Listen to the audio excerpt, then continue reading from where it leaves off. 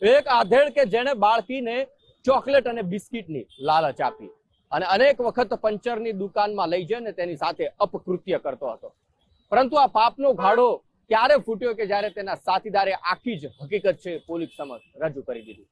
પોલીસને આ વાતની જાણ થતાં જ શાંતિલાલ નામના આધેડને જેલના સળિયા ગણકો કરી દીધો।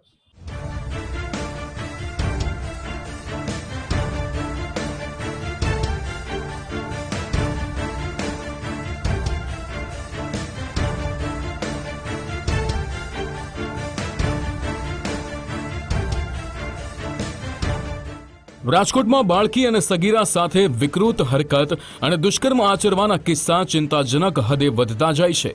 મોટાભાગના કેસમાં પરિચિત અને પાડોશી જ આરોપી નીકળે છે। રાજકોટ પોલીસના સતર્ક જવાનોના હાથે ગણતરીના કલાકોમાં નરાધમો ઝડપાઈ જાય છે। રાજકોટના સહજાનંદ ઇન્ડસ્ટ્રીઝ વિસ્તારમાંથી બાળકી સાથે અડપલાનો બનાવ સામે આવ્યો।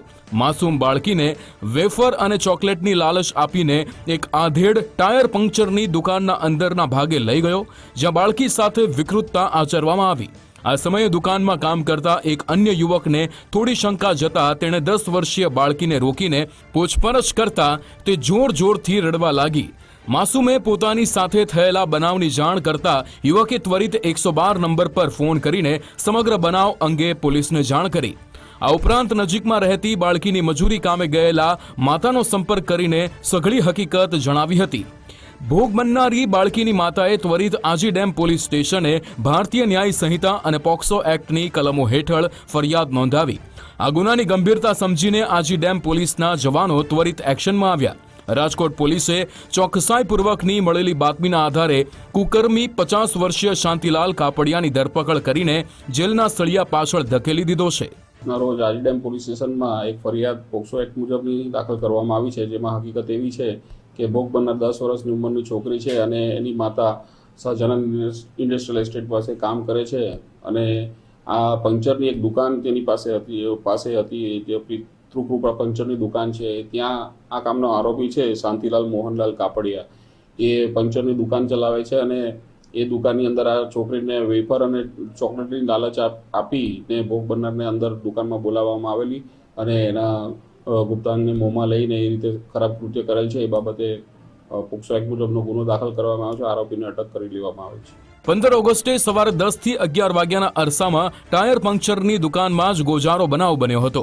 આ ભોગ બનનારી સગીરાના પિતાનું 3 મહિના પહેલા અવસાન થયું હોવાથી માતા ઘર ચલાવવા માટે નજીકના ઔદ્યોગિક વિસ્તારમાં મજૂરી કામે જતી હતી। આ કેસમાં પોલીસે સગીરાના મેડિકલ પરીક્ષણ કરાવવાની પ્રક્રિયા હાથ ધરી છે। આ ઉપરાંત વિકૃત હરકત કરનારા આધેડે મોબાઈલ ફોનમાં તસવીરો કે વિડીયો ઉતાર્યો કે કેમ તે અંગેની પણ તપાસ હાથ ધરવામાં આવી છે।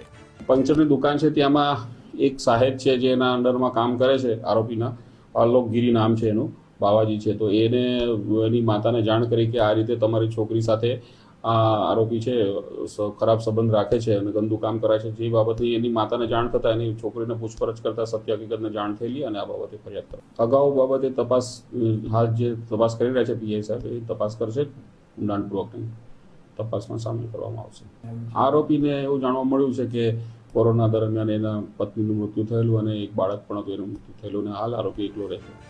આજી ડેમ પોલીસના હાથે ઝડપાયેલા 50 વર્ષીય શાંતિલાલ કાપડિયાની પત્ની અને સંતાનનું કોરોના સંક્રમણના કપરા કાળ દરમિયાન નિધન થયું હતું।